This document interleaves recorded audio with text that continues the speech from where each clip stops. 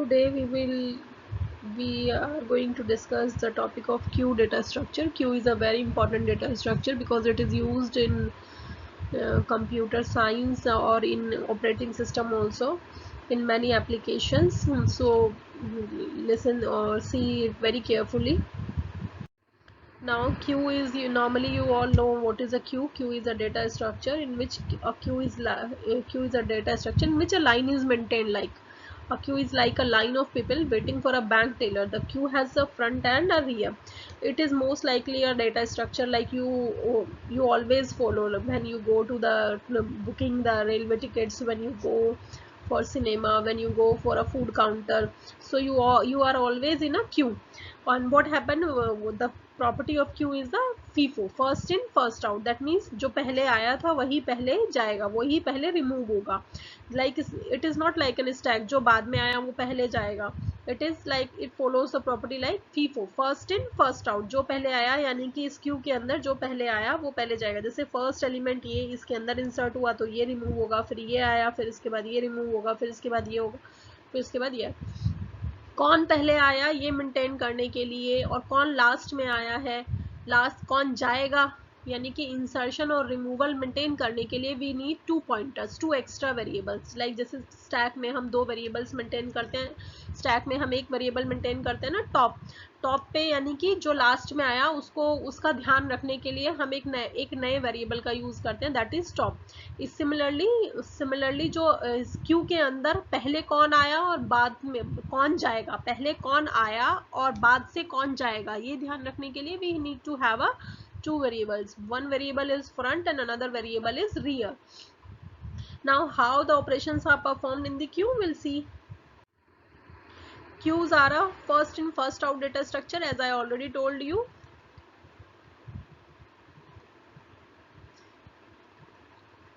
Last in या LILO, that is last in last out, but FIFO sounds more good, so we use the property that is FIFO, that is first in first out. Add items to the end of the queue, access and remove from the front. Used extensively in operating system, very much used in operating system. Processor Q होती है, ready queue होती है, सब में जो जो जो data structure follow होता है that is your queue. Now next is operations of queue. ये ऑपरेशंस है क्यू पर. Enqueue means to insert an element in the queue. जब कोई नया एलिमेंट आता है उसे हम बोलते हैं एनक्यू. जब कोई एलिमेंट क्यू से जाता है दैट मीन्स से the D Q. NQ that means कोई एलिमेंट क्यू के अंदर इंसर्ट हुआ है. डी क्यू दैट मीन्स कोई एलिमेंट क्यू से गया है फ्रंट से, यानी कि फ्रंट से किसी को सर्विस हो गई, किसी की रिक्वेस्ट फुलफिल हो गई. इज फुल टू चेक क्या क्यू के अंदर जगह है और भरा हुआ क्या खाली जगह है. इज एम्प्टी मीन्स क्या क्यू खाली तो नहीं है. Peek to access first element of the queue. तो these are the very common operations. Enqueue means insert करना, डीक्यू मीन्स डिलीट करना, इज फुल मतलब मैक्सिमम चेक करना, कैपेसिटी चेक करना, इज एम्प्टी मतलब खाली खाली जगह है या नहीं है, क्यों खाली तो नहीं है ये चेक करना. पीक जो फर्स्ट एलिमेंट है उसको एक्सेस करना, उसको रीड करना, this is the peak operation. Now next is Q. Example है ये क्यू का NQ5. तो हमने क्यू के अंदर 5 एक एलिमेंट इंसर्ट किया, तो कैसे कंडीशन बनेगी, क्यू कैसे बन जाएगी, 5 ऐसे आ जाएगा. फिर NQ3 किया, देन 5, 3 एक और दो इंसर्शन कर दिए हैं 5 और 3. नाउ नेक्स्ट हमने परफॉर्म किया DQ. तो आउटपुट में क्या आ जाएगा, फ्रंट से, क्योंकि क्यू कौन सा स्ट्रक्चर फॉलो करता है, फर्स्ट इन फर्स्ट आउट. तो पहले कौन सा रिमूव होगा, 5 या 3. अगर स्टैक होता तो 3 रिमूव होता, क्योंकि ये लास्ट में आया था. It follows the property of last in first out, but as it is a queue तो it follows the property of first in first out. तो ये यहाँ से 5 रिमूव हो जाएगा, 5 विल बी रिमूव्ड. ठीक है.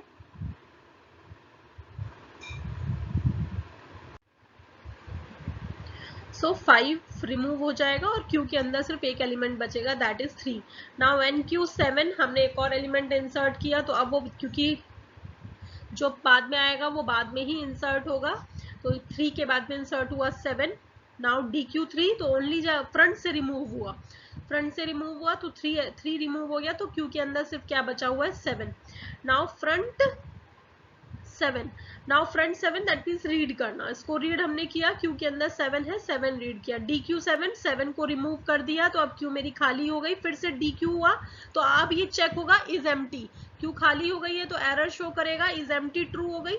नाउ फिर से एन क्यू हमने किया, एन क्यू 9, फिर से एक एलिमेंट इंसर्ट कर दिया, एन क्यू 7 इंसर्ट कर दिया, तो यहाँ पे ये फ्रंट है, ये रियर एंड है, ठीक है। जो दो पॉइंटर जो हम कह रहे थे मेंटेन करने पड़ेंगे वो कौन कौन से हैं, 9, फ्रंट 9 पर है, और रियर यानी कि इंसर्शन जब हम करते हैं तो रियर बढ़ता है, जब हम रिमूव करते हैं तो फ्रंट बढ़ता है।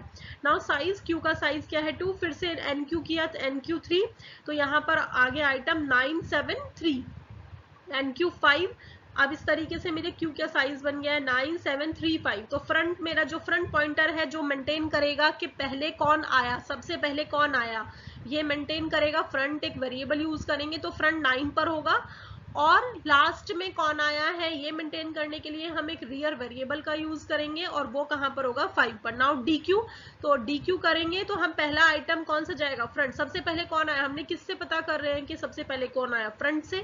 तो क्यू की प्रॉपर्टी क्या होती है, जो पहले आया वही पहले जाएगा, तो जो पहले आया कौन आया पहले 9, तो 9 को हम क्या कर देंगे, रिमूव कर देंगे। तो अब मेरे क्यू में कौन से एलिमेंट बचे हैं, 7 3 5। Now next we'll see the operations on queue. The queue operations, new people must enter the queue at the rear. अभी बताया मैंने, जो नया आता है वो कहाँ जाता है, रियर पे जाता है, और जो पहले आया हुआ है इसको मेंटेन करने के लिए हम यूज करते हैं front. So new people must enter the Q at the rear, this is like push operations and Q operation. People after completion leave the queue from the front end and is like pop operation. DQ operation is like pop operation. So front से हमने ये remove करना है और rear पर हमें insert करना है, तो फ्रंट से remove that is delete operation, और रियर पे इंसर्ट, ठीक। नाउ नेक्स्ट, तो जो नया आता है वो रियर पर जाता है, और जो पुराना आता है, जो पुराना जिसको रिमूव होना है, जिसको सर्विस होनी है, वो कहाँ से जाएगा, फ्रंट से। Now next is applications of Q, direct application. Waiting list में कहीं भी ब्यूरोक्रेसी आप नॉर्मली देखते हो, हर जगह पर क्यू मेंटेन्ड होती है, तो डेटा स्ट्रक्चर जो फॉलो होता है वहां पर क्यू का मेंटेन होता है। Access to shared resources, printer वगैरह में भी आप लोगों ने बहुत देखा होगा, प्रिंटर में जो पहले जो आपकी लाइन मेंटेन होती है, जो सबसे पहला आपने प्रिंट रिक्वेस्ट दी होती है वही प्रिंट होता है, उसी का आप कितने ही सारे प्रिंट देते चले जाओ, लेकिन जो सबसे पहला आपने प्रिंट रिक्वेस्ट दी हुई है सबसे पहले प्रिंटर उसी को सर्विस करेगा।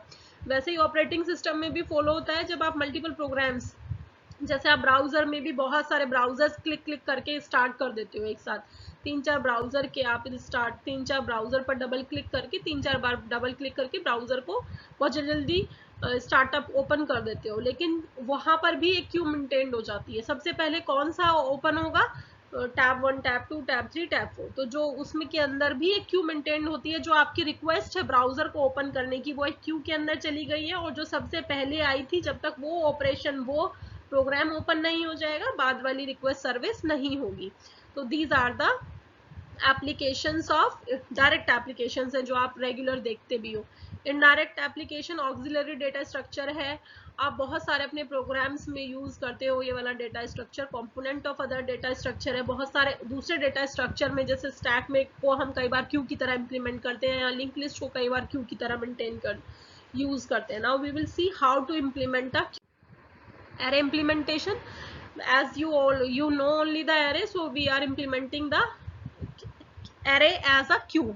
आप एक array को as a queue कैसे बना सकते हो, तो a queue can be implemented with an array as shown here. For example, this queue contains the integer 4 at the front, 8 and 6 at the rear. Now for example, सबसे पहले मेरे पास ये एक array है, इस array के अंदर 3 एलिमेंट्स है, तो जो मैं कह रही हूँ कि यहाँ पर क्या है, यहाँ पर मेरा एक फ्रंट है, यहाँ पर फ्रंट है, यहाँ पर ये रियर है।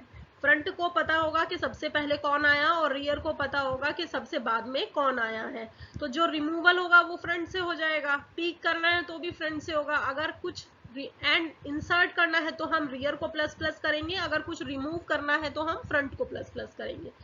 साइज फर्स्ट यानी कि 0, लास्ट यानी कि 2, लास्ट 2 है, रियर जिसे हम बोल रहे हैं फर्स्ट या लास्ट, फर्स्ट यानी कि फ्रंट, लास्ट यानी कि रियर। साइज टोटल 3 है क्यू का। Now next is algorithm to insert an element in rear using in array to algorithm to insert an element in array. Now if rear is equals to max minus one, यानी कि अगर हमारा Q का size full है, अगर हमारा Q का size full है यानी एरे का साइज फुल है, रियर लास्ट में हो गया, तो हम क्या कहेंगे कि क्यू ओवरफ्लो है, उसके अंदर कुछ भी नहीं जा सकता। अगर हमारी रियर लास्ट में है, जब सपोज करो एरे मेरा है 0 to 9 और फ्रंट 0 पर है और रियर पहुंच गया 9 पर, ठीक है, एरे का साइज है टोटल 10, तो मैक्स क्या हो गया, मैक्स माइनस वन, तो रियर क्या हो गया 9 पर पहुंच गया, यानी कि क्यू बिल्कुल फुल है। तो हम क्या लिख देंगे, राइट और ओवरफ्लो, कुछ भी और उसके अंदर इंसर्ट नहीं कर सकते। If front is equals to minus one and rear is equals to minus one, क्योंकि एरे की स्टार्टिंग हमेशा 0 से होती है, तो हम एक ब्लैंक कंडीशन दिखाने के लिए रियर और फ्रंट दोनों स्टार्टिंग कंडीशन दोनों की ही लेके चलते हैं -1। फ्रंट और रियर दोनों हमेशा -1 लेके चलते हैं, फ्रंट भी -1 और रियर भी -1। अगर फ्रंट और रियर दोनों -1 है तो दैट मीन्स मेरी क्यू खाली है, उसके अंदर कोई भी एलिमेंट नहीं है और हम पहला एलिमेंट इंसर्ट कर रहे हैं अपना। अगर मेरे क्यू के अंदर फ्रंट और रियर दोनों की वैल्यू -1 है, तो यानी कि मेरी क्यू के अंदर कोई भी एलिमेंट नहीं है, क्यू बिल्कुल खाली है और हम उसके अंदर एलिमेंट इंसर्ट कर सकते हैं। तो ये दोनों जो कंडीशन है ये मैक्स को इंडिकेट करती है, ओवरफ्लो को और ये अंडरफ्लो को। ओवरफ्लो का मतलब है क्यू बिल्कुल फुल है, अंडरफ्लो का मतलब है क्यू बिल्कुल खाली है। तो इसमें भी हम एक और कंडीशन चाहे तो ऐड कर सकते हैं, if front is equals to 0 and rear is equals to max -1, तो क्यू क्या है, full, my q is full. If front is equals to -1 and rear is equals to -1, set front is equals to rear is equals to 0, यानी कि दोनों को हर बार front और rear दोनों move नहीं होते हैं, फ्रंट वहीं पर रह जाएगा पहले एलिमेंट पर। सिर्फ पहली ऐसी कंडीशन होती है जब हम पहला एलिमेंट इंसर्ट करते हैं, तब ऐसी कंडीशन होती है जब हम कहते हैं कि फ्रंट और रियर दोनों मूव करते हैं, ठीक है। तो set front is equals to rear is equals to 0, else set rear is equals to rear plus 1, else set rear is equals to rear plus 1। अगर पहला एलिमेंट नहीं है, अगर हम यहाँ पे if front is equals to -1 and rear is equals to -1 नहीं है, यानी कि मेरी क्यू अंडर फ्लो की कंडीशन में नहीं है, यानी कि क्यू के अंदर कुछ और एलिमेंट्स ऑलरेडी हैं, तो हम कैसे इंसर्ट करेंगे, rear is equals to rear plus 1। Rear को सिर्फ इंक्रीज करते हैं, फ्रंट को इंक्रीज नहीं करते हैं अगर क्यू के अंदर ऑलरेडी एलिमेंट्स हैं। तो set queue of rear is equals to num, नया एलिमेंट्स को क्यू के अंदर ले आओ and then exit. This is the algorithm to insert any element into the queue. Now will see with the help of an example. Okay, example तो पीछे हो गया। First we will see a dequeue operation when an element leaves the queue, size is decremented and first changes. अब यहाँ पर जैसे 4 8 6, तो size 2 है, साइज यहाँ का 2 साइज है, 0 1 2, फर्स्ट मेरा 0 पर है, लेट्स सपोज मेरा फ्रंट 0 पर है और रियर मेरा 2 पर है। अब मुझे कुछ डिलीट करना है, तो फ्रंट को प्लस प्लस कर देंगे और ये आइटम मेरा रिमूव हो जाएगा, तो फ्रंट आ जाएगा 1 पर और रियर मेरा रहेगा 2 पर। तो ये क्या हो जाएगा, D Q operation. Now dq, check if the queue is empty. If the queue is empty then print q underflow, हम कुछ भी उसमें से रिमूव नहीं कर सकते। Copy the element at the front of the queue to some temporary variable, copy कर लेते हैं और इंक्रीमेंट कर देते हैं फ्रंट को बाई 1, यही बताया मैंने, प्रिंट टेम्प एंड डिलीटेड। तो ये जो एल्गोरिथम है ये इस तरीके से चलता है कि उसको एल्गोरिथम को हम कैसे मूव कराते हैं एरे के अंदर। एन क्यू ऑपरेशन का एक और एग्जाम्पल है, एन क्यू ऑपरेशन का फॉर एग्जाम्पल यहाँ से हम ऑलरेडी रिमूव कर चुके हैं। क्यू का साइज 3 है, ठीक है, क्यू का साइज यहाँ पर साइज 3 दिखाया है, फ्रंट मेरा 1 पर है और रियर मेरा 3 पर है। अब मुझे एक और एलिमेंट इंसर्ट करना है, तो मैं क्या करूंगी, एलिमेंट को पहले यहाँ पर जो ये मेरा रियर है, rear is equals to rear plus 1 यहाँ पर ले आएंगे रियर को, रियर इज इक्वल्स टू, ये मेरा रियर यहाँ पर है, तो rear is equals to rear plus 1, और जो नया एलिमेंट है लेट्स सपोज 10 इंसर्ट करना है, तो 10 यहाँ आ जाएगा। अगर रिमूव करना है तो इसको एक टेम्परेरी वेरिएबल में डाल देंगे, यहाँ पर मेरा फ्रंट है तो इसको एक टेम्परेरी वेरिएबल में डाल देंगे और front is equals to front plus 1। तो रिमूव करने के लिए हम फ्रंट को इंक्रीज करते हैं और इंसर्ट करने के लिए यानी कि एनक्यू करने के लिए हम रियर को इंक्रीज करते हैं, ठीक। So now